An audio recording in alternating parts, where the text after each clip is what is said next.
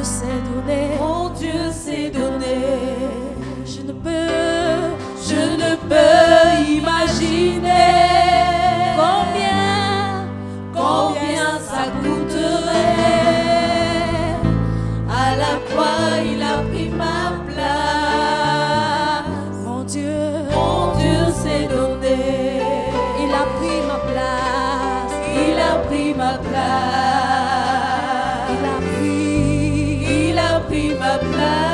Oh, Jésus a pris ma place. Il a pris ma place. Oh oui. Il a pris ma place.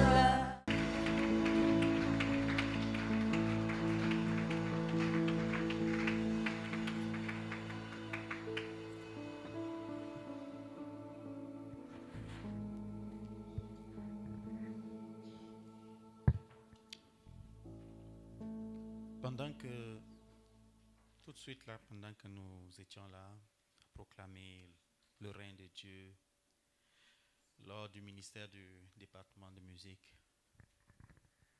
je voyais une main au-dessus de l'assemblée. Elle était pleine et elle déversait son contenu, là comme ça.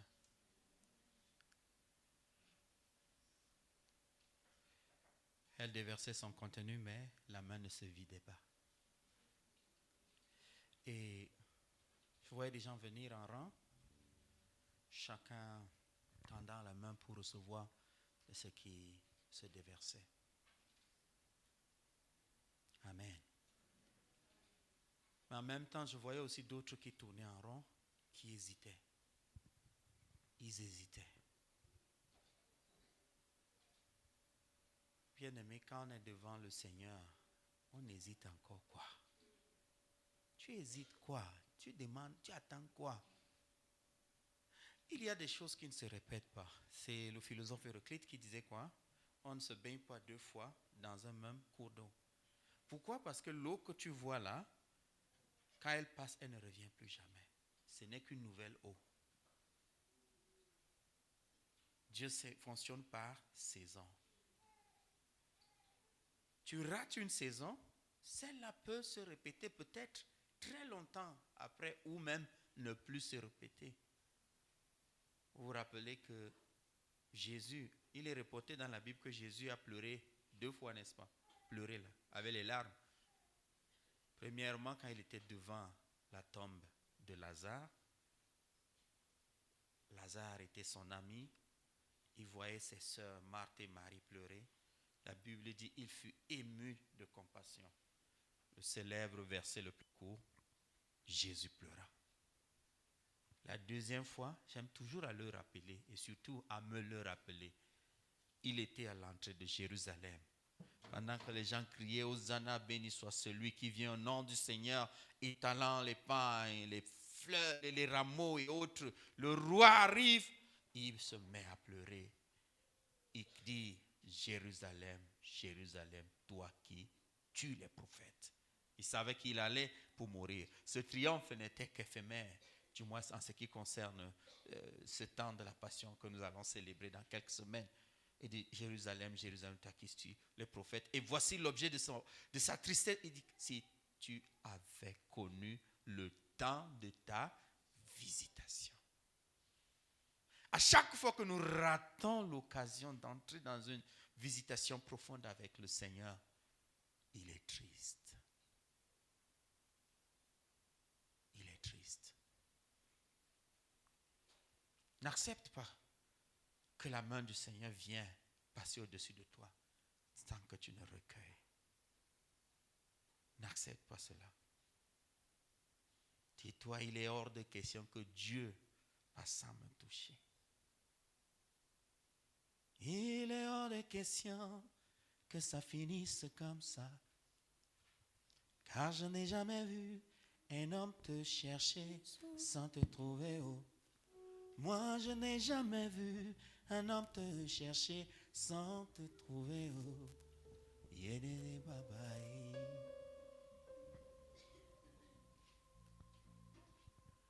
Il est hors de question que tu passes sans me toucher. Ça peut être ta prière?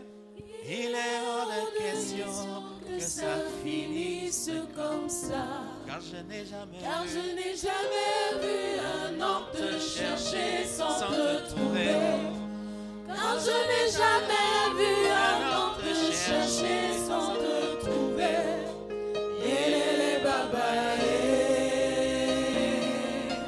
Il est hors de question. il est hors de question que tu passes sans me toucher. Il est hors de question que ça finisse comme ça. Car je n'ai jamais vu un homme te chercher sans te trouver. Car je n'ai jamais vu un homme te chercher sans te trouver.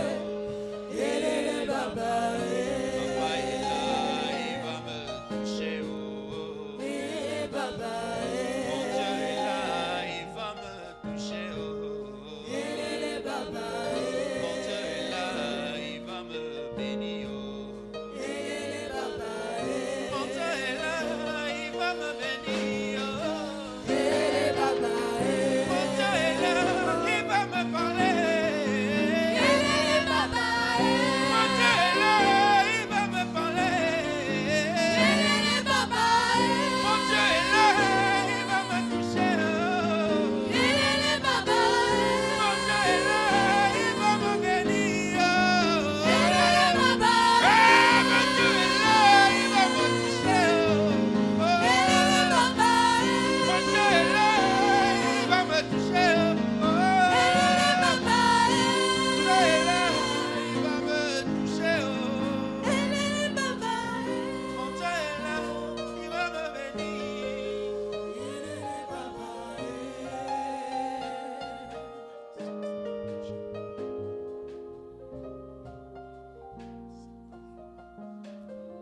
Il est hors de question que toi tu passes sans me toucher. Oh.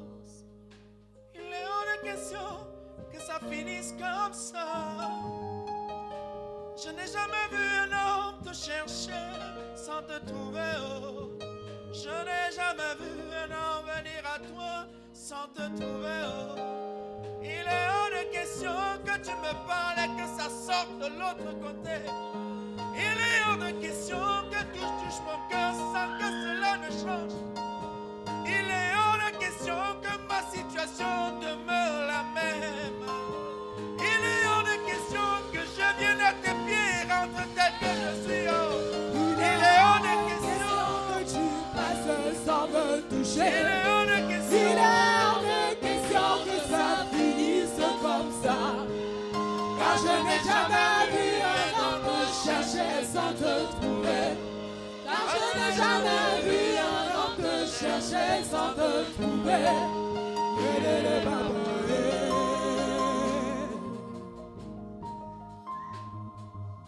Seigneur,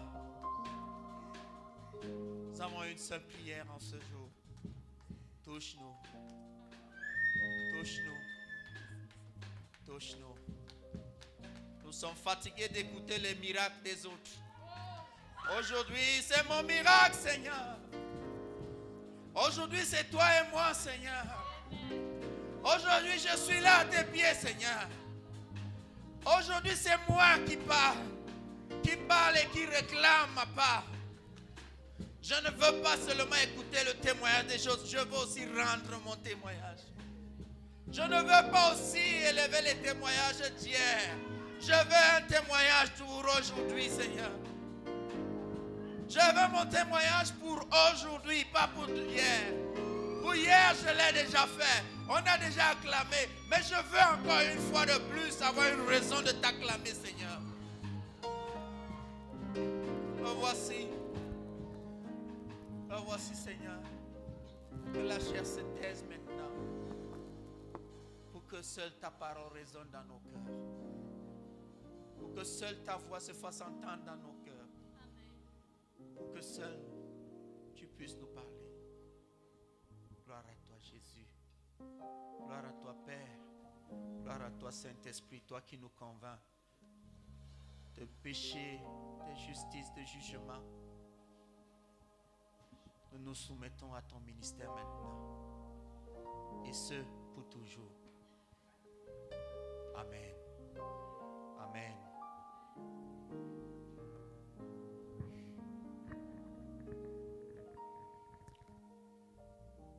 Que la grâce de notre Seigneur Jésus, l'amour de Dieu le Père et la communion du Saint-Esprit reposent sur chacun d'entre nous. Amen. Pendant que nous sommes devant lui, j'ai l'habitude de dire que la parole du Seigneur descend comme la pluie. Mais vous savez, la pluie descend en bloc, mais sur la terre, chaque élément de la terre reçoit la pluie en détail. La plante de maïs ne reçoit pas la pluie de la même manière que la chèvre. Vous vous rappelez quand il pleut, que fait la chèvre? Elle fuit. Le tapioca ne reçoit pas la pluie de la même manière que le sel ou le sucre. Quand le tapioca reçoit l'eau, qu'est-ce qu'il fait? Et quand le sucre reçoit l'eau, qu'est-ce qu'il fait? C'est dissous.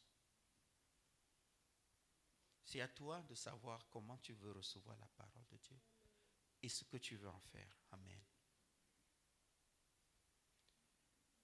Nous avons parlé de la main de Dieu qui est là.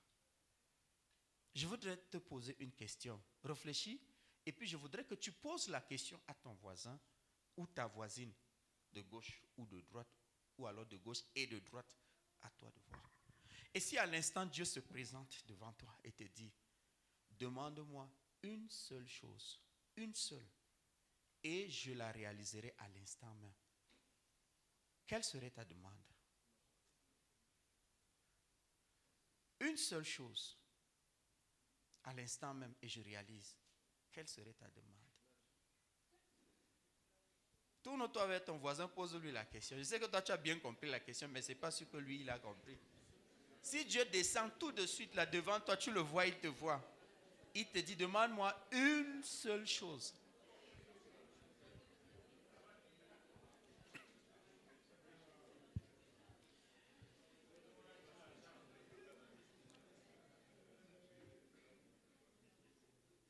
Tu lui demanderais quoi? Quelqu'un a dit l'argent.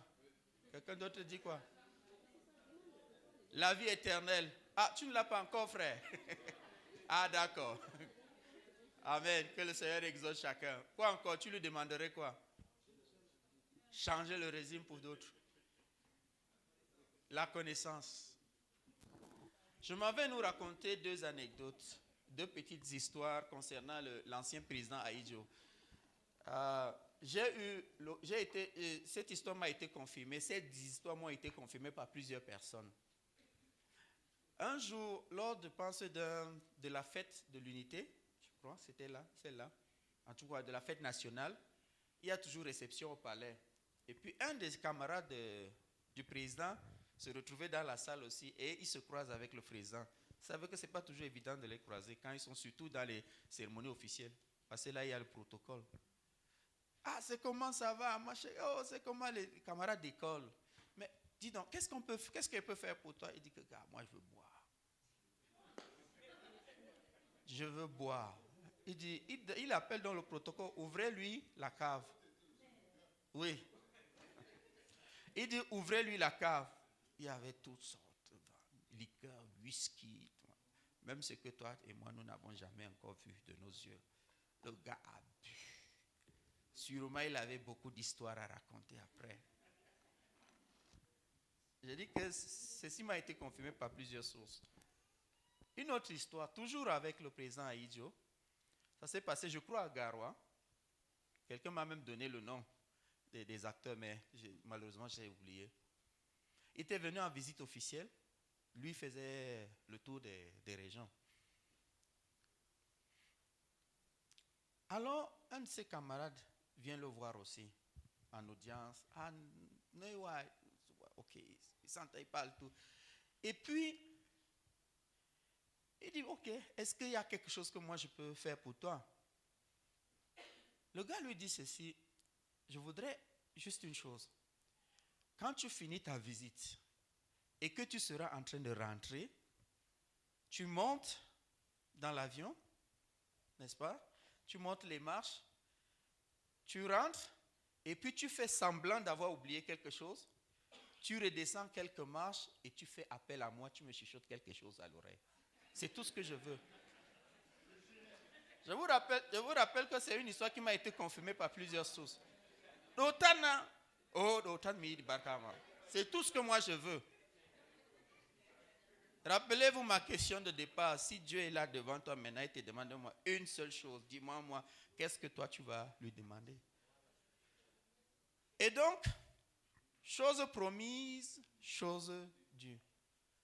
À la fin de la visite, en rentrant, le président, il monte bien dans l'avion, le protocole étant là, tout le monde, on attend que les portes se ferment et puis il décolle, mais les portes ne se ferment pas et puis on voit comment le président ressort.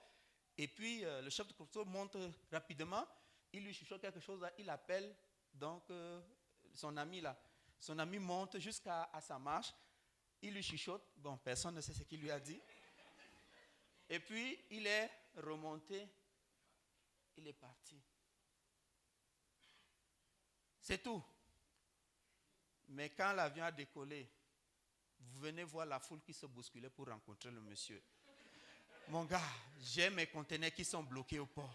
Je fais comment? Je vais faire comment? J'ai mon dossier qui est bloqué. Comment je fais? Et puis, il appelle seulement. Gars, il y a tel là. Et puis, merci beaucoup. On lui glisse une enveloppe. On lui glisse ceci, etc. C'est une histoire qui s'est aussi répétée avec Dangote. J'ai lu dans un livre. Un jeune entrepreneur voulait le rencontrer juste pour avoir son secret. Juste pour avoir son secret. Déjà pour avoir ce sont des gens vraiment occupés. Ce sont des gens qui dorment maximum 6 heures par jour ou même moins. Et toujours en train de réunir. Il a attendu là où, comme on dit au Cameroun, au hall d'attente, n'est-ce pas? Maintenant, dès que Dangote venait, après on a annoncé, puisqu'il a quand même demandé à le rencontrer, tout ça, il dit oui, qu'est-ce que tu veux? Je veux vraiment une seule chose. Je ne veux pas l'argent, je ne veux rien. Tout ce que je veux de toi, c'est que tu me dises quel est ton secret. C'est tout. C'est ça, moi? C'est ça ce que tu veux? Il dit que oui. On dit, ok, marchons. Et puis, il demande au garçon de parler. Le gars parlait, il disait tout, oui, il s'arrêtait, il écoutait. Après, ils entrent dans l'ascension, le gars, viens. Il parle et tout ça. Après, il descend jusqu'au rez-de-chaussée, il sort, oui, jusqu'au moment d'entrer dans le véhicule. Le gars parlait, il dit, ok, bien reçu, au revoir. Le gars était choqué, mais il ne m'a rien dit. Il n'a rien fait. Qu'est-ce qui s'est passé? Mais par après, donc, il voit comment les gens s'approchent. Gars, tu connais Dangote. Est-ce que tu peux m'aider à exécuter telle chose? Il a commencé à gagner des contrats. En réalité, tout ce que ces gens lui ont donné, c'était juste leur image. C'était tout. Je te connais, je suis l'ami de Dangote ou je suis l'ami de Tofis. C'est différent de dire que je suis l'ami de Norbert au quartier Bamianga là-bas. Bon, le temps va arriver, Norbert. On va aussi prendre tes autographes. Est-ce qu'on se comprend?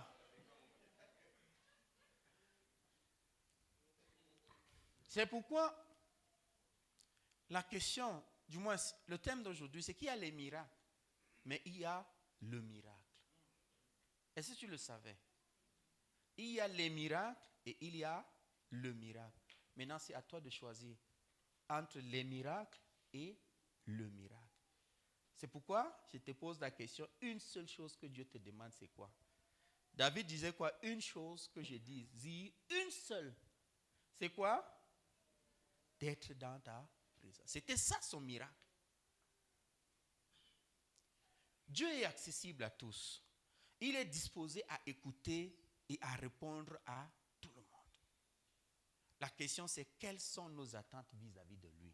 C'est ça qui fait la différence. De nos jours, vous savez que les hommes sont à la recherche du sensationnel. On veut le spectacle. Au point où si une église ne performe pas des miracles ou des prophéties, un genre, cette église occupe la dernière place dans le ranking des églises les plus fréquentables, n'est-ce pas?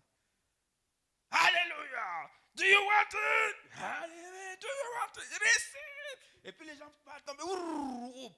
Yes, yeah, power. Malheureusement, ce n'est pas nouveau, hein, même au temps de Jésus. Vous vous rappelez dans Matthieu 12, verset 38, les scribes étaient venus.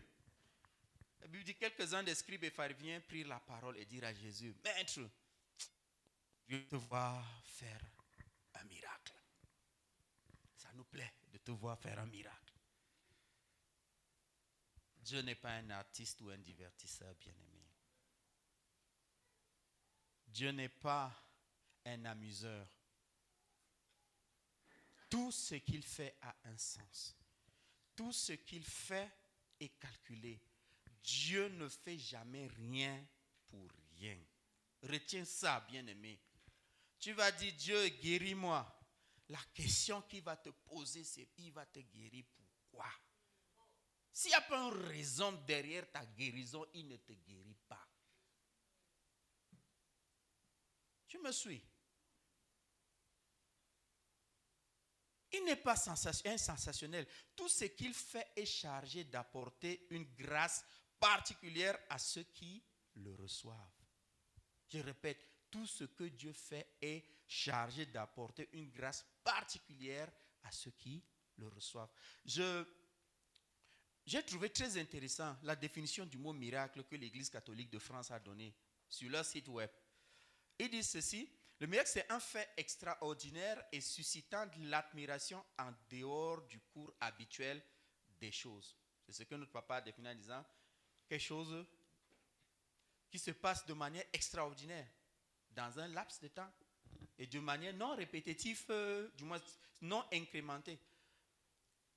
Il continue en disant, c'est la manifestation de la puissance et de l'intervention de Dieu qui apporte, c'est ça qui a attiré mon attention, une révélation de sa présence et de la liberté dont il use pour accomplir ses desseins. Autrement dit, chaque miracle de Dieu, chaque chose que Dieu fait est connectée à un dessein. Ou pour parler en français simple, est connectée à une destinée. Il n'est pas chiche en termes de miracles, en termes de prodiges, puisqu'il est le Dieu de prodiges, le Dieu de miracles. On le chante, n'est-ce pas?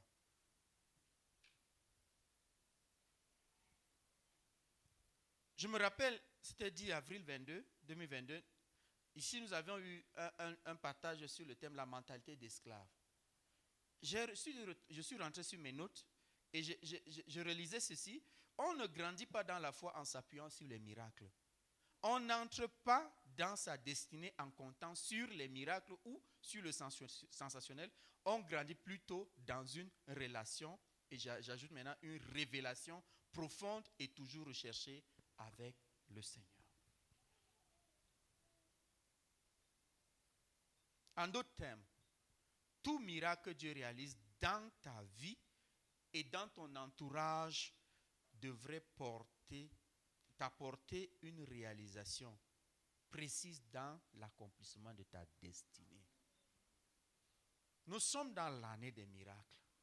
Cela suppose qu'à la fin de cette année, que tu dois avoir une vue claire de ta destinée et que tu aies déjà commencé à y marcher. Si tu ne l'as pas fait, si ce n'est pas encore clair, c'est qu'il y a quelque chose que nous avons raté ensemble. Amen. Amen. On a beaucoup de choses à faire que de venir perdre du temps, n'est-ce pas? C'est pourquoi la question centrale du partage d'aujourd'hui, c'est celle-ci. Quel miracle attends-tu du Seigneur? En d'autres termes, que demandes-tu à Dieu? Qu'attends-tu de lui? C'est la question qui a été posée au départ. Qu'est-ce que tu attends de lui? Quel est le miracle qui va être la clé qui ouvre la route, le chemin vers l'accomplissement concret, palpable de ta destinée? C'est de ça qu'il s'agit.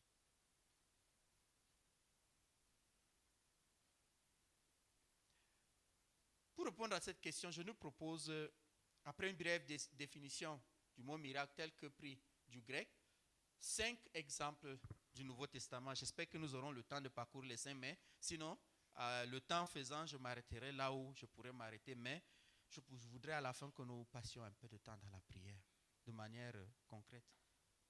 Pas juste où le message était bon, ou bien, bon, il a parlé de ceci, non. Ça a apporté quoi dans ta vie? C'est ça que nous voudrions voir après. Amen. La parole de Dieu ne sort pas pour rien, tout comme la pluie ne tombe pas pour rien. Quand elle tombe, elle accomplit toujours quelque chose dans la vie des créations, des créatures autour, soit plantes, soit animales, soit etc. D'autres animaux sont plutôt contents quand il pleut, n'est-ce pas? Le mouton, lui, n'a pas de problème avec la pluie, contrairement à la chèvre. Mouton ou chèvre? Les briques en terre, voilà. Tapioca ou sucre. C'est vrai que les deux se mélangent, hein? Attention. Tout comme les moutons et les chèvres marchent ensemble. On se comprend? Mais seulement la vérité, c'est que même quand ils marchent ensemble, chacun a sa route. Nous sommes ensemble, mais chacun a sa route. Chacun a son histoire personnelle avec Dieu. Amen. Alors, du grec, saimion signifie un signe, une marque, un témoignage. C'est le mot là qui a été utilisé pour la plupart, qui a été pour la plupart traduit par le mot miracle dans le Nouveau Testament. C'est ce par quoi une personne ou une chose se distingue des autres et qu'elle est connue. C'est un signe, un prodige, un présage, une chose non usuelle, non habituelle, modifiant le cours habituel de la nature. Des signes, ce sont des signes qui présagent d'événements remarquables qui doivent bientôt arriver. Des miracles et merveilles par lesquels Dieu authentifie les hommes qu'il envoie ou par lesquels les hommes prouvent que la cause qu'ils plaident est celle de Dieu. C'est l'exemple des apôtres dans les récits des actes des apôtres. C'est pourquoi Jésus dans Marc 16 disait quoi? Voici les signes qui accompagneront ceux qui auront cru. Donc les miracles sont là pour accompagner, pour attester. Ça a un but. Ce n'est pas juste pour nous rendre compte. Ouais, il a encore fait. Non. Non. La preuve, ce n'est pas parce que tu fais des miracles que tu entres au ciel, n'est-ce pas? Ce ne sont pas ceux qui me disent Seigneur, Seigneur, qui entreront tous dans mon roi, mais seuls ceux qui font la volonté de mon Père. Ce jour-là, certains diront, n'avons-nous pas prophétisé en ton nom, n'avons-nous pas fait des miracles en ton nom, etc. Mais je leur dirai quoi? Retirez-vous de moi. Pourquoi? Je ne vous ai même pas une fois, même pas le Jacques, bon, on se connaissait, mais on s'est perdu de vue. Non, je ne vous ai même jamais. Toi, c'est qui? On s'est déjà rencontré une fois là. Pourtant, tu étais le faiseur de miracles authentiques du quartier. Ce n'est pas ça qui te donne le salut. Non, c'est plutôt un signe. Amen. Ce mot, Semaïon, vient de Semaïno, qui signifie donner un signe, indiquer ou même signifier quelque chose, faire connaître, rendre connu. Voilà pourquoi Dieu donne des miracles. Autrement dit, ce qu'on appelle même miracle peut ne pas être miracle. Et d'autres choses qu'on néglige peuvent plus être notre miracle plutôt. Tu es assis, il y a un coût de vie. Actuellement, les investisseurs peuvent avoir peur d'investir au Cameroun. Pourquoi? Parce qu'on se dit que c'est risqué. Mais toi, tu vois que c'est même plutôt le moment d'investir. Pourquoi? Parce que tu te dis que tout, ça peut arriver que maintenant, un horizon nouveau s'ouvre et puis tout est remis à plat. Et ce sont ceux qui sont prêts qui démarrent les premiers. Cette révélation est un miracle plutôt. Pourquoi? Parce que tu ne vas pas lire cela dans un livre. Ce n'est pas habituel. C'est comme Isaac. Il voulait faire comme son père, Abraham. Quand c'était chaud, il y avait la famille. Il voulait fuir en Bengale au Canada. Bon, autant c'était Égypte, l'Afrique. Voilà. C'était le chemin inverse autant. Hein. Donc il venait plutôt en Afrique. Quand c'était chaud chez eux. Dieu lui dit, quand il arrive au pays des Philistins, Dieu lui dit, reste ici, bloque ici. Et la Bible dit quoi? Il a semé alors qu'il y avait famine. Lui, il a semé. Et la suite, c'est quoi? Il a récolté au centuple. Ça, c'est aussi le miracle. Pourquoi? Parce que personne, aucun scientifique, aucun ingénieur agronome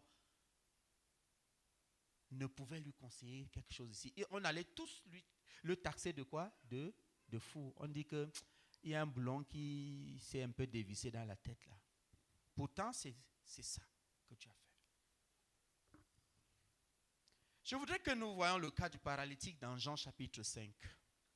Versets 1 à 9 et verset 14. Parce que nous voulons tirer des leçons de ces miracles. Ou pas, parce que le 5e cas n'est pas un miracle en fait, c'était plutôt un refus de miracle. Un paralytique est là.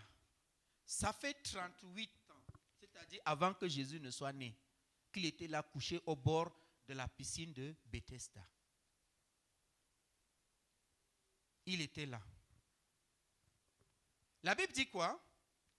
Il attendait parce que de temps en temps, un ange descendait, il secouait l'eau et puis le premier qui descend là-bas était guéri, quelle que fût sa maladie. Et ça, c'était la religion du temps. La tradition du temps ou la routine. Et il était un gars dedans. 1 an est passé, rien. 2 ans, jusqu'à 10 ans. Le gars ne change toujours pas de logiciel. 15 ans, 20 ans. Le gars était toujours là. Frère Massa. Moi, je pense que le plus gros miracle dedans ici, c'était la persévérance de ce père. 38 ans en train d'attendre quelque chose qui ne se réalisera très probablement jamais. Puisque lui-même, il explique à Jésus, quand Jésus lui demande, veux-tu être guéri? Il dit que, moi là, je veux même être guéri comment? Bon, je suis seulement là, j'accompagne les autres. Je suis déjà habitué, on part toujours à l'église, non? Je pars aussi comme ça. On chante aussi, non? On se dit, levez-vous, chantez le tel chant. L'amour de Dieu, si grand, si tendre. C'est ça, on a toujours chanté depuis. Et puis bon, on rentre. Mais Jésus lui dit que non. Non. Il y a des choses. Il y a des miracles qui se font, mais il y a le miracle. C'est quand tu rencontres le Seigneur réel, le porteur de miracles, Jésus. Il se fout des protocoles, il se fout des habitudes, il se fout de ce qu'on a, c'est-à-dire du processus. Il s'en fout. Un pays n'est-il pas passé du pays pauvre en faillite, puisque assiégé pendant des années, où au fond où les mamans faisaient le njangui des bébés pour mettre dans la marmite, en 24 heures, devenu un des pays les plus prospères dans le coin, 24 heures. Dieu s'en fout du temps. Cet homme cherchait pendant longtemps la guérison physique et en plus au mauvais endroit. Il cherchait à être guéri de sa paralysie. Mais son problème était ailleurs. Pourquoi? Parce que pendant qu'il cherchait longtemps la guérison physique au mauvais endroit, il avait plutôt besoin d'une guérison spirituelle. Tu peux juste, à cause de ce que tu vois à côté de toi, chercher le mauvais miracle. C'est pourquoi il y a les miracles. Mais il y a le miracle. Quel est ton miracle? Pourquoi tu es tombé malade? Pose-toi d'abord la question. Qu'est-ce que Dieu veut me dire? Je discutais avec une soeur très proche de nous qui a été très malade ces derniers temps. Pourquoi cela? Parce que moi, je lui dis, je perçois que Dieu veut simplement te faire asseoir pour que vous causiez. C'est tout ce que je lui dis. C'est tout ce que je vois, que je comprends pendant que nous prions. Le miracle que tu cherchais peut ne pas être un miracle pour toi. La preuve, quand Jésus le guérit, il lui dit au verset 14, « Voici, tu es guéri. » Il dit, « Ne pêche plus de peur qu'il ne t'arrive quelque chose de pire. » La parole parole du Seigneur dit quoi? Te voilà guéri, lui dit-il, mais veille à ne plus pécher pour qu'il ne t'arrive rien de pire. Ou alors voici, tu as été guéri, ne pêche plus désormais. Tout cela renvoie au fait que, du moins nous fait comprendre que la cause de sa paralysie était le péché. C'est pourquoi c'était normal que pendant que les autres allaient dans la piscine, son corps refuse d'y aller. Parce que ce n'est pas ça son problème. Ce n'était pas ça la solution dont il avait besoin. Il pouvait aller et s'il guérissait, je suis sûr qu'il allait rentrer, continuer ces choses comme d'habitude. N'avez-vous pas vu des gens qui ont été guéris des maladies causées par le tabac ou bien par le vin? Et puis dès qu'ils ont été guéris, ils sont repartis directement fêter ça au bar. Je suis sûr que vous en connaissez au moins une ou deux comme ça. Pourquoi donc tu cherches le miracle ou cherches les miracles? Pourquoi? Cet exemple du paralytique de Bethesda nous enseigne que certains miracles n'auront de sens que pour nous que quand nous permettons qu'ils résolvent des problèmes réels, concrets. Ne cours pas chercher le miracle comme ça. Arrête-toi d'abord. Père, qu'est-ce qui se passe? Parce que souvent, ce n'est pas Satan qui est derrière. C'est Dieu qui expose simplement tes faiblesses.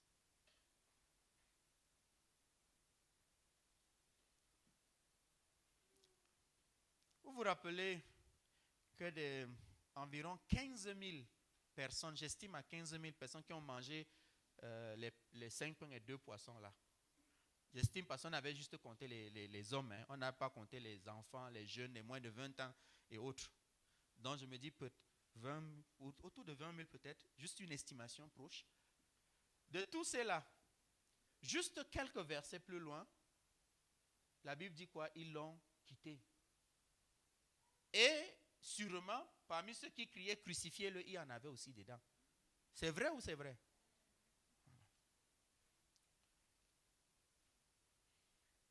Si vous cherchez les miracles pour résoudre vos problèmes ponctuels, c'est le ndémarco de téléchargement propre ici.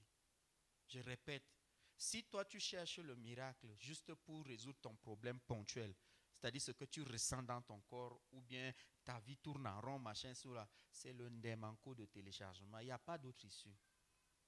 Parce que cela ne t'aide pas. Si Dieu te refuse cela, c'est parce qu'il t'aime.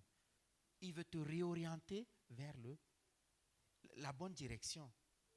J'ai un oncle qui a beaucoup marqué ma vie. C'est-à-dire, j'ai pris qu'un modèle. Il était catéchiste.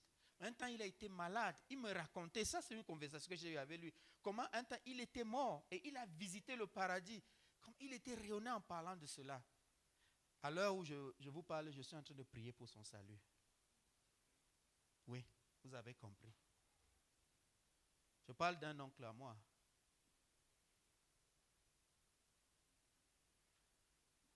Ça nous parle beaucoup. Je vois que l'excitation, le truc de début là est tombé maintenant. Les paroles sont dures. Avale, même si c'est dur, même si c'est amer. La Bible dit quoi? Ce sera amer dans ta bouche ou bien dans tes oreilles pour faire ça en circonstance ici. Mais ce sera doux dans ton estomac, dans ton cœur. Ça va t'aider. Amen. Le deuxième exemple que je prends, c'est le boiteux de naissance de Actes chapitre 3, versets 1 à 8. Il était un religieux qui était plus intéressé par ce que donnent les hommes que par l'adoration de Dieu. Il partait au temple comme tous les autres. Sauf que quand les autres entraient pour adorer, lui s'asseyait à la porte pour quémander. Pour demander l'aumône. C'est vrai, nous venons tous ici à l'église, mais tous nous ne venons pas pour la même cause. La pluie tombe en gros, chacun reçoit en détail. C'est comme ça. L'autre vient parce que depuis là, son mariage est bloqué, il cherche un mari, il veut le mari, ou elle cherche un mari. L'autre, lui, cherche le concours, le travail, ça ne donne pas, etc. Chacun a son problème.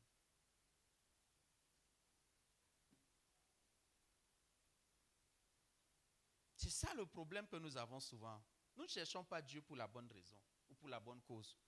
Ceci est le prototype des membres de l'Église qui se focalisent sur les résolutions de leurs problèmes quotidiens, ponctuels, et oublient la question de destinée, qui est plutôt la plus importante. Et si tu passais toute ta vie jusqu'à ce que tu meurs sans être riche, ou bien sans avoir le million là, ça va faire quoi? Ça va faire quoi? Il demandait l'aumône. Heureusement qu'à la fin, il a plutôt trouvé ce qui était plus grand que l'or et l'argent. Je n'ai ni or, ni argent, ni or, mais ce que je te donne, ce que j'ai, je te le donne. Ce dont il avait besoin, c'est des pieds pour entrer dans le temple et aussi adorer. Puisque la Bible dit quoi? Il sautait, il dansait et il louait Dieu. Il y a les miracles, mais il y a le miracle. Quel est ton miracle? Tu peux demander de l'argent, alors que Dieu, lui, voit que c'est plutôt une idée dont tu as besoin. Idée.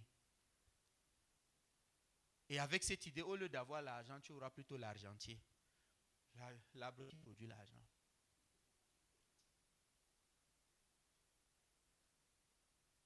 Tu peux demander la guérison. Mais Dieu peut, lui, il veut plutôt que tu te reposes. Ça m'est arrivé plusieurs fois. Il me donne l'hôpital. Ça m'est arrivé plusieurs fois.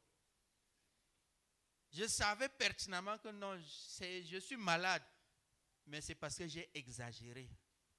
J'ai trop traumatisé le corps là sans lui remettre son repos. Je respecte.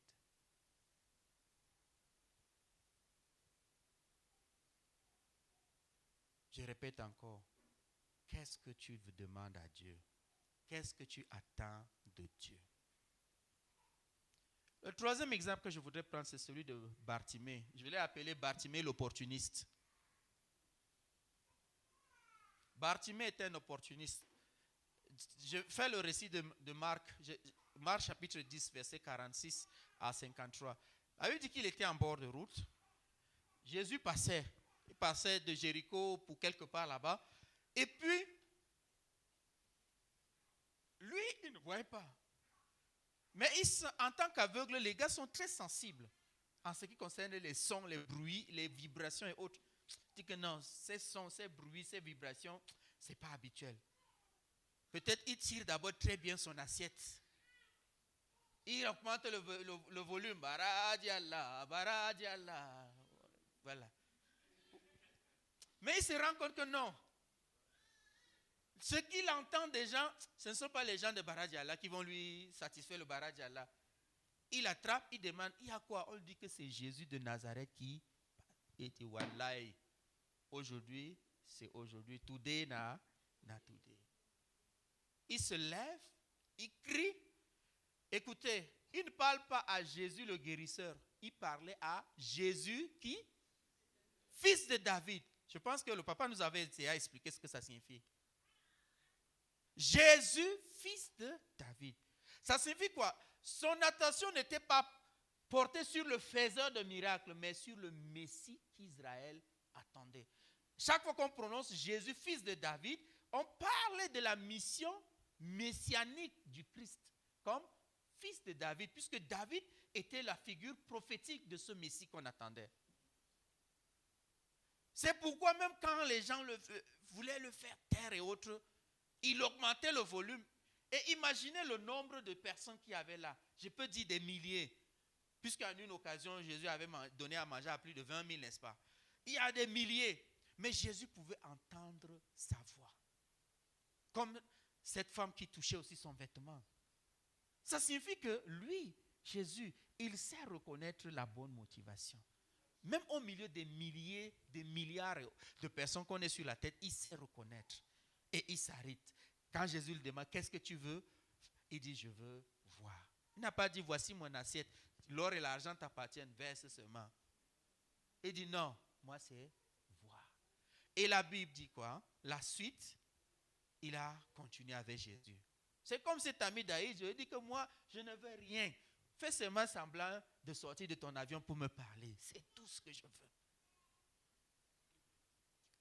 Pour Bartimée, la vue était plus importante que toute autre chose. Pourquoi? Parce qu'elle permettait à Bartimée de suivre Jésus.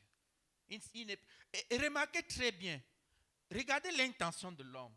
Dès qu'il a entendu, lève-toi, prends courage, il t'appelle. La première chose qu'il a fait, c'est quoi? C'est d'enlever son manteau d'aveugle, de mendiant, jeter son bâton d'aveugle qui lui servait de... C'était les bâtons qui sont les yeux pour un aveugle. Il dit, je n'ai plus besoin de toi. Il jette.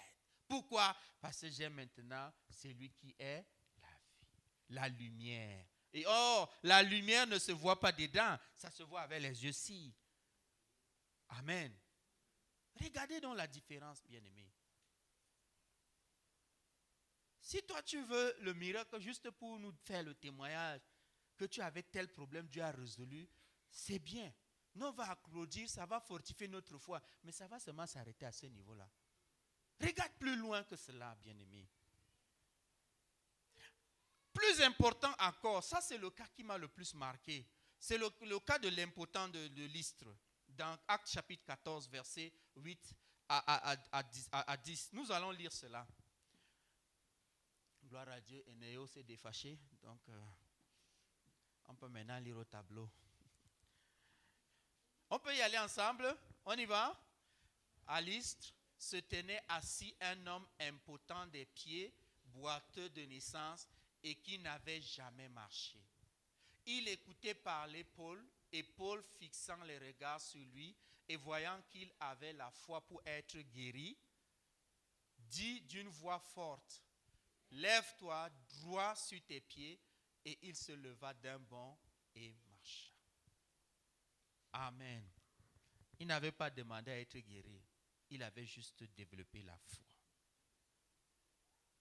Vous savez que Paul, ce n'est pas quelqu'un qui parle doucement. Regardez d'abord ses écrits. Des phrases de 4, 5, 6, 7 lignes. Une seule phrase. Souvent, tu vas trouver une virgule loin là-bas. Une proposition dans une proposition dans une proposition. Très fort en ça. Donc, Paul était là dans ses discours, dans ses prédications. Et il suivait. Il parlait de Jésus. Et cet homme regardait à Jésus. Il voyait sa foi en Jésus. Bien que l'ombre de Paul guérissait les malades, il le savait. Mais cet homme était concentré. La Bible dit à faire quoi? À écouter ce que Paul dit. Bien-aimé, focalise-toi sur l'essentiel. Focalise-toi sur Dieu que de chercher ce que Dieu donne. Pourquoi? Parce que quand tu as Dieu, tu as déjà ce qu'il donne avec toi. Tu ne peux pas avoir la chèvre et les cabris appartiennent à quelqu'un d'autre. Ou bien, si Dieu est pour toi, tout ce que Dieu donne est aussi pour toi. Pourquoi nous voulons rabaisser la main de Dieu dans nos vies? La foi guérit. La foi redonne la direction. Regarde à Dieu. Pourquoi? La Bible dit quoi? Dieu est notre Père qui est aux cieux. Moi, je suis Père. Mon fils ne peut pas me demander quelque chose qui est conforme, normal, et que je peux lui offrir, et je ne le fais pas. Jésus disait, si vous, méchants que vous êtes, vous savez donner de bonnes choses à vos enfants, à combien plus forte raison votre Père qui est dans les cieux? Toi, tu cherches le guérisseur, tu cherches le miracle, le faiseur de miracles. Mais je te demande, je te dis, cherche plutôt Dieu, cherche Jésus. C'est pourquoi il précise, cherchez premièrement le royaume et la justice de Dieu. Et il dit, et toutes ces choses seront. Si tu es dans la volonté de Dieu, si une maladie vient, c'est que son but, ce n'est pas pour te détruire, ou bien pourquoi c'est que c'est Dieu qui a permis. Il y a des moments aussi où toi aussi tu dois aller te coucher, non? Tu dois mourir, non? Ou bien? Toi, tu veux mourir comment? Souvent, il peut permettre ça par la maladie ou même par l'accident. Ou bien par la morsure d'un insecte, je ne sais pas quoi. Il peut aussi permettre ça parce qu'il faut quand même qu'il y ait un prétexte pour que tu meurs. Ou bien tu veux seulement le genre et il nous a dit au revoir, le soleil est parti se coucher et puis c'est fini. Seulement que ces histoires-là sont rares.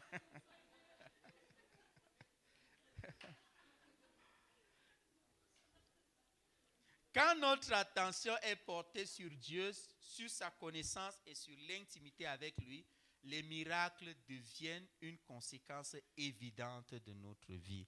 Ça, c'est ce que je vais te donner comme clé. Je répète, vous le notez. Tu peux afficher cela, Josué. Je disais que quand notre attention est portée sur Dieu, sur sa connaissance et sur l'intimité avec lui, les miracles deviennent une conséquence évidente de notre vie. On ne les voit plus comme des miracles, mais comme une vie naturelle de marche avec le Dieu de l'extraordinaire, simplement. Pourquoi? Parce que quand j'aurai besoin d'argent, il va pouvoir. Je l'ai expérimenté. Quand mon épouse était en formation à Yaoundé, c'était une école terrible pour moi. Et j'étais en même temps le responsable de l'aumônerie, président du conseil d'anciens. 7 jours sur 7, je devais être à Dan à l'aumônerie, qui était à exactement 20 km de ma maison. Il y a des jours où je sors de ma maison avec cette intention d'aller à Dan à pied. Vrai. Dieu connaît mon cœur. Je sors et dis que quel que soit ce qui va arriver, je vais présider cette rencontre et je vais rentrer. Dieu va faire comment, je m'en fous. S'il faut marcher à pied, je vais marcher. Mais seulement je me retrouve à la maison, après, en train de... Je me regarde, je suis rentré et je n'ai pas marché pour aller à Dan à pied. Et j'ai fini tous mes objectifs de la journée. Il m'est arrivé des jours où je quitte, je rentre, je pars à Dan, je rentre avec 0 francs payé. Dieu s'arrangeait toujours à faire cela par lui-même. Surtout cet exemple. Ce jour, on rentre, dans ma tête, je ne sais pas comment faire. Je savais que, bon, si je pouvais me débrouiller, arriver en ville, c'était déjà 21 heures par là, je crois. J'arrivais au grand marché, le reste pour Bamayanga, la BMW, puis aller prendre le relais. C'était bien.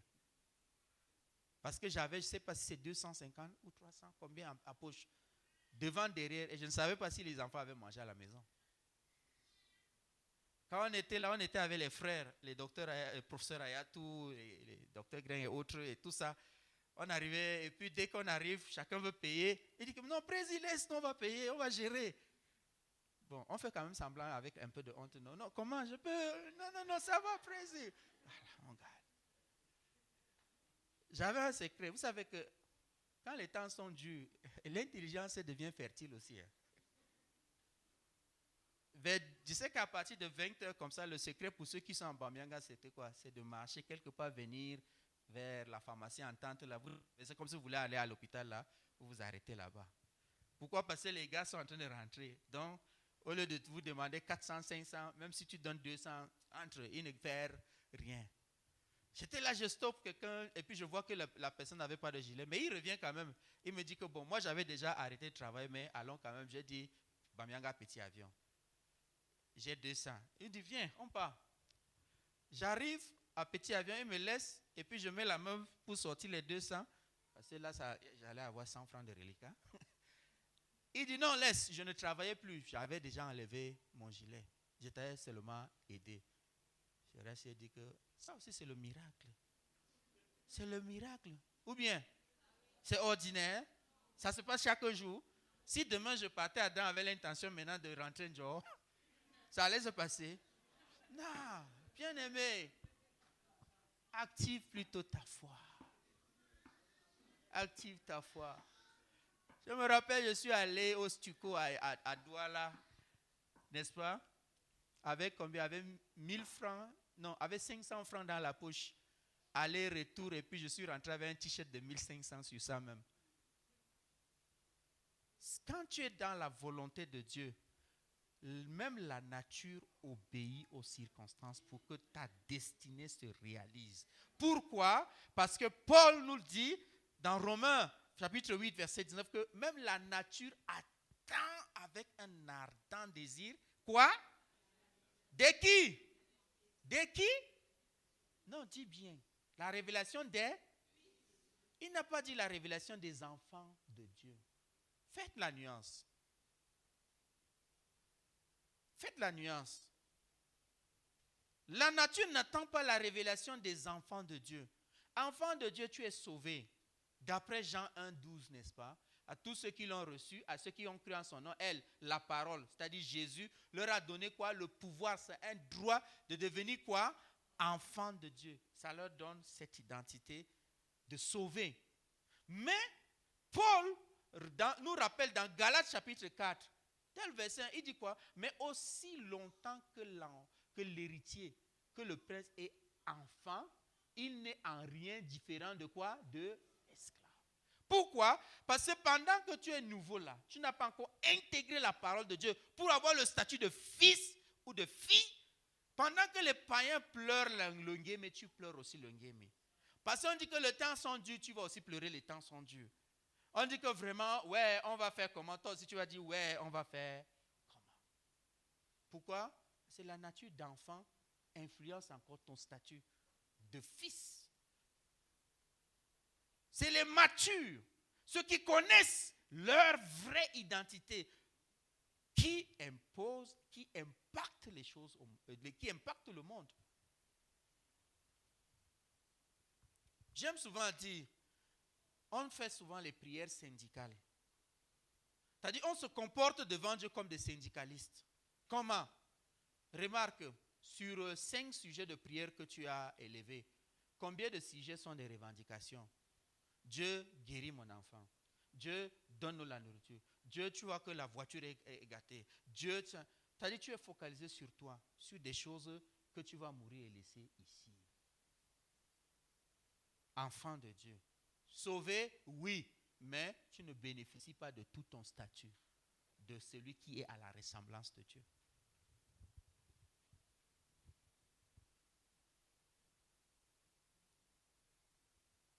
Le dernier exemple, je ne vais pas trop m'attarder là-dessus, bien que je l'ai préparé le plus. C'est Paul, c'est l'écharde de Paul. Ici, c'est un cas de refus de miracle. 2 Corinthiens 12, 7 à 10, la Bible dit ceci. D'ailleurs, c'est Paul qui parle de l'excellence de la révélation qu'il a en Christ. Il dit, parce que ces révélations étaient extraordinaires pour me garder. D'ailleurs, parce que ces révélations étaient extraordinaires pour me garder de l'orgueil, Dieu m'a imposé une épreuve qui, telle une écharde, tourmente mon corps. Elle me vient de Satan qui a été chargé de me frapper pour que je ne sois pas rempli d'orgueil. Il y a des moments où Dieu te refuse de miracle parce que c'est bien pour toi. Il laisse même que Satan te touche parce que c'est bien pour toi. Mon révérend Beldo, tu vas faire les miracles là, tel que Dieu te montre dans les rêves là, et autres. Mais sauf que tu ne seras jamais à 100% satisfait. Les choses ne seront jamais à 100% comme tu souhaites là. Pourquoi? Parce que Dieu va réserver l'autre là pour te tenir sur le sol, pour que tu ne vives plus pas dans les nuages. Tu vois, non? Tu as compris, j'ai parlé.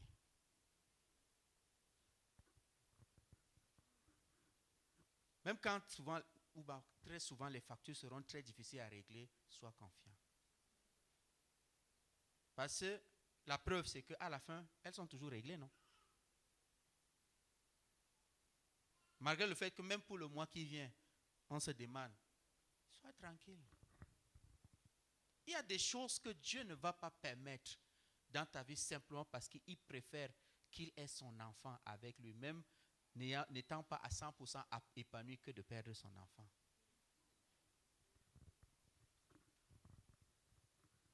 Si il y a des moments, des jours, des mois, des années, tu demandes à Dieu un miracle, il ne répond pas. Arrête-toi. Ne fais pas comme le paralytique de 38 ans devant la piscine de Bethesda. Arrête-toi. Ça signifie que ce que Dieu veut de toi, ce n'est pas la guérison. C'est quelque chose d'autre. Ne forcez pas. Même les mondains ont compris que tout vient à point nommé pour celui qui sait attendre. Les mondains. Ce n'est pas différent pour les enfants de Dieu. Je me rappelle cette période 2000-2005. Mon père est ici, assis. C'était une des périodes les plus difficiles. Quelqu'un qui n'a jamais repris de sa vie, toujours brillant, fait sa licence en 5 ans. Je disais ça à quelqu'un, il dit, tonton, oui, c'est pas écrit sur mon fond bête, c'est vrai, non? Mais moi j'ai fini, pardon, pas en 5 ans, en 7 ans plutôt. 7 ans pour finir ma licence. C'est pas écrit bête sur mon front, non? Il y a raison que ça ne sera jamais écrit aussi. Amen. Est-ce qu'on se comprend?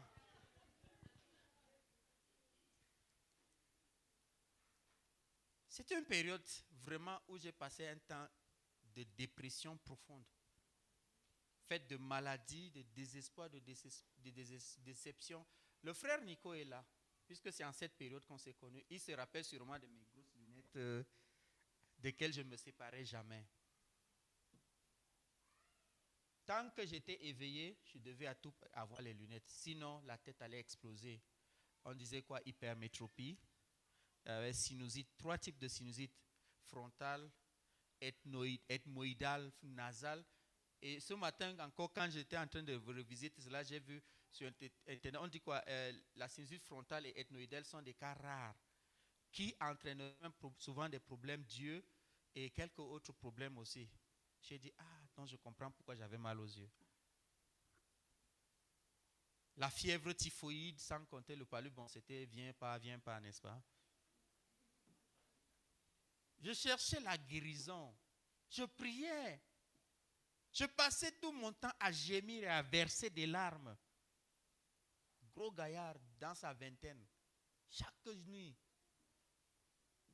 Je ne pouvais pas voir comment mes parents pouvaient se sacrifier.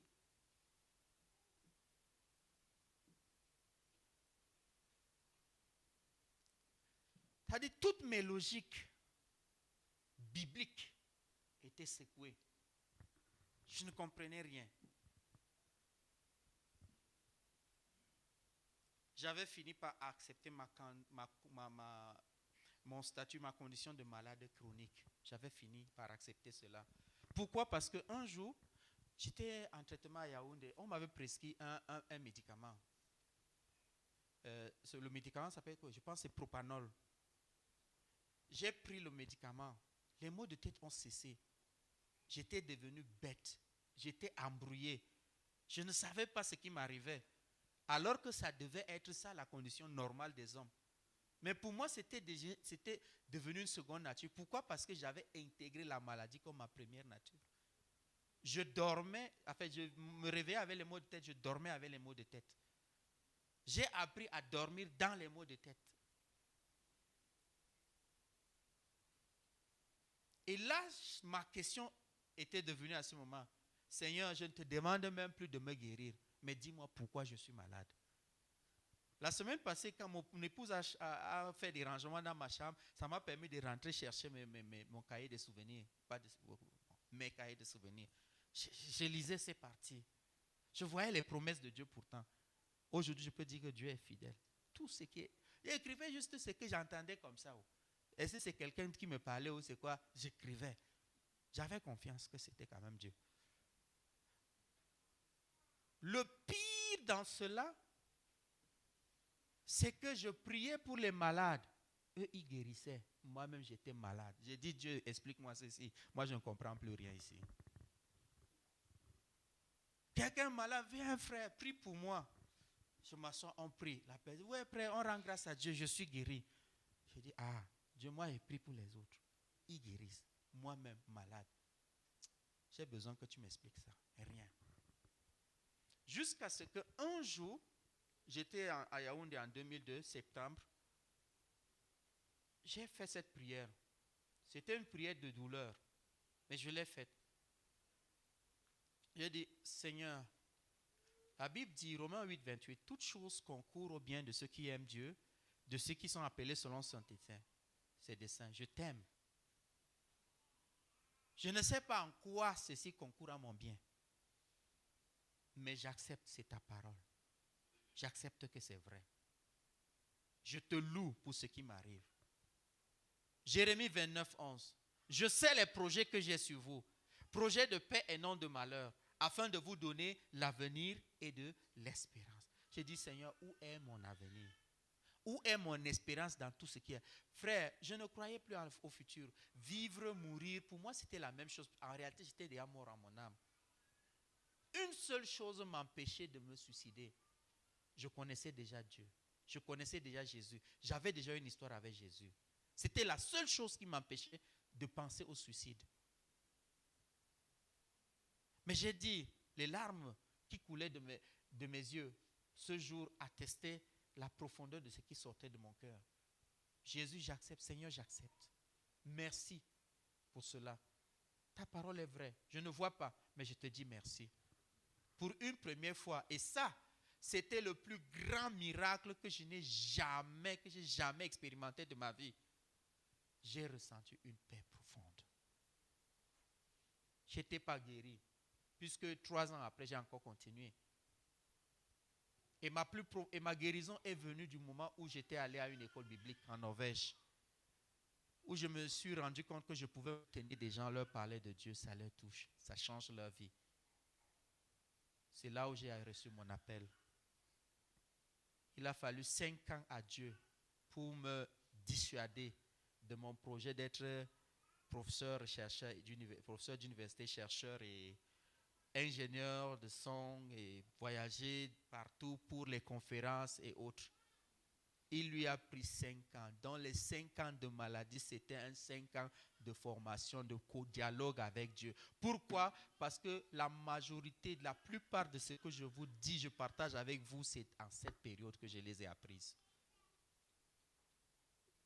La majorité des chants que j'ai écrits étaient en cette période. Ou bien les chants que j'ai même écrits après étaient inspirés de cette période.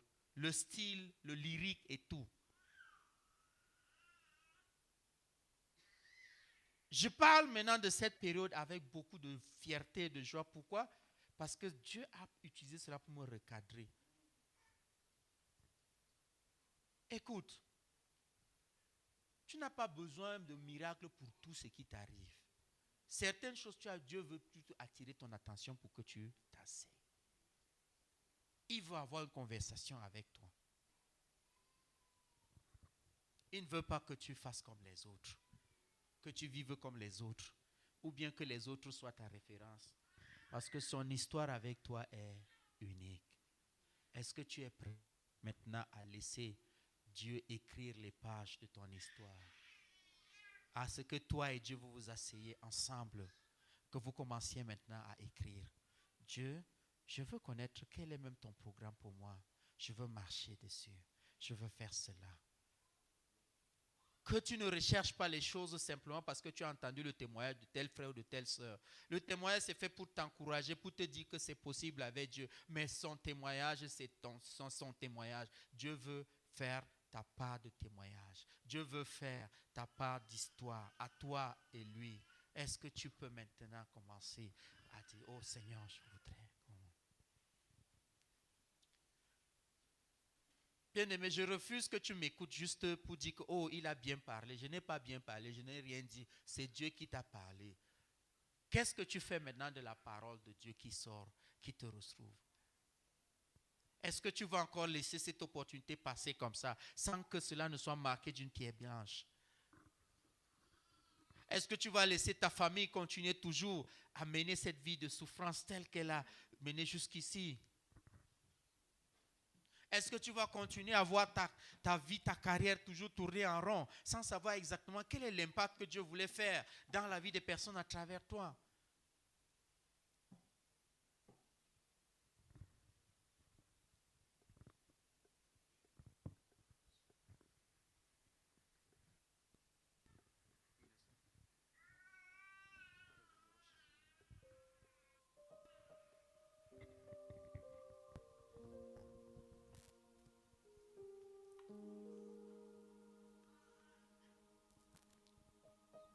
Est-ce que cette parole t'amène à revoir certains principes que tu avais, ou certains paradigmes ou pensées que tu avais, certaines façons de faire des choses? Est-ce que cela t'amène à demander même pardon pour certaines choses que tu as conçues ou bien certaines paroles même que tu as dites vis-à-vis de Dieu ou vis-à-vis des hommes ou vis-à-vis de l'Église.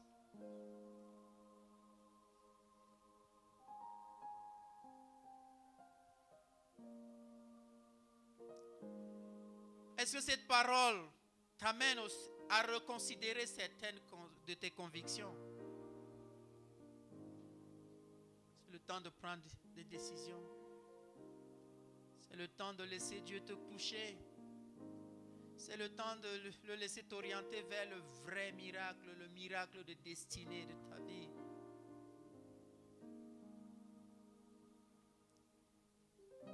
Je sais qu'ici parmi nous, le seul miracle qu'ils attendent, le seul miracle dont ils ont besoin de Dieu, c'est de s'asseoir et nettoyer leurs oreilles pour mieux écouter Dieu. C'est le seul miracle.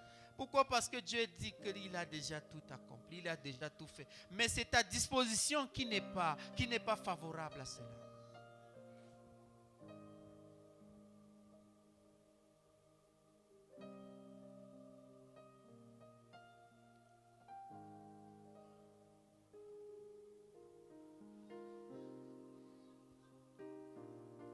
Pendant que nous sommes assis, le Seigneur me fait voir qu'il y a des personnes à qui Dieu a montré leur destinée, a montré une image de ce qu'il veut faire avec eux, de comment il veut agir à travers eux, mais ils n'y croient pas.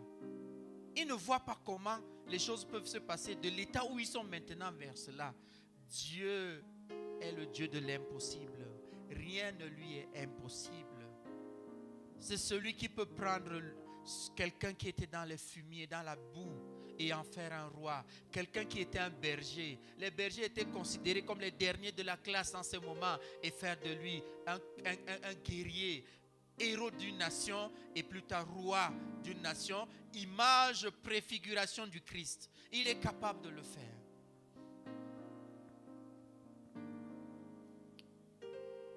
C'est le Dieu qui est capable de faire d'une prostituée chevronnée, qualifiée, connue par toute sa contrée, une des matriarches du Christ. Je parle de Rahab. Je parle de Marie-Madeleine. La Bible dit quoi? La Bible précise, c'est la femme de laquelle sont sortis 7 démons. Tourmentée. Elle voyait peut-être sa vie fichue. Mais son miracle était juste la rencontre de Jésus. La rencontre de Jésus.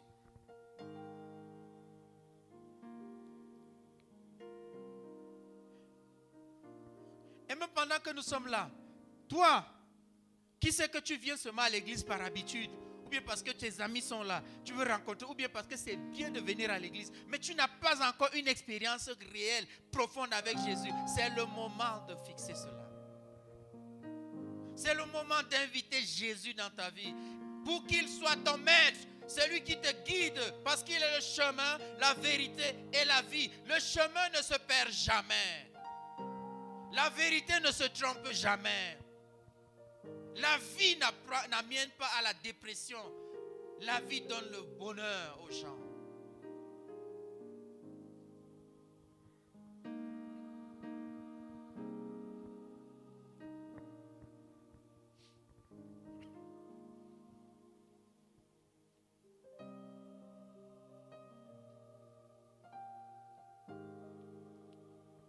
Je veux encore insister pour ceux qui viennent à l'église juste par tradition, mais dont l'église n'a aucun impact dans la vie. S'il te plaît, ne sors pas d'ici sans avoir fait une rencontre personnelle avec Jésus. C'est simple. Tu dis, Seigneur Jésus, je reconnais mon état de péché, je t'invite dans ma vie et à partir de maintenant, je prends l'engagement de te suivre. Toi, mon sauveur et mon Seigneur personnel. Tu n'as pas besoin de plus de mots que ça pour cet engagement. Parce que Dieu voit ton cœur, Jésus voit ton cœur et c'est ça qui compte.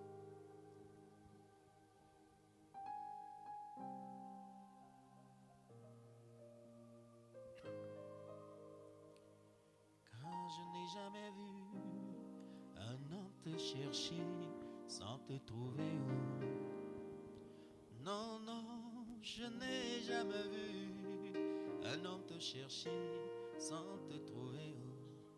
Oh, Jésus, je n'ai jamais vu un homme te chercher sans te trouver. Oh.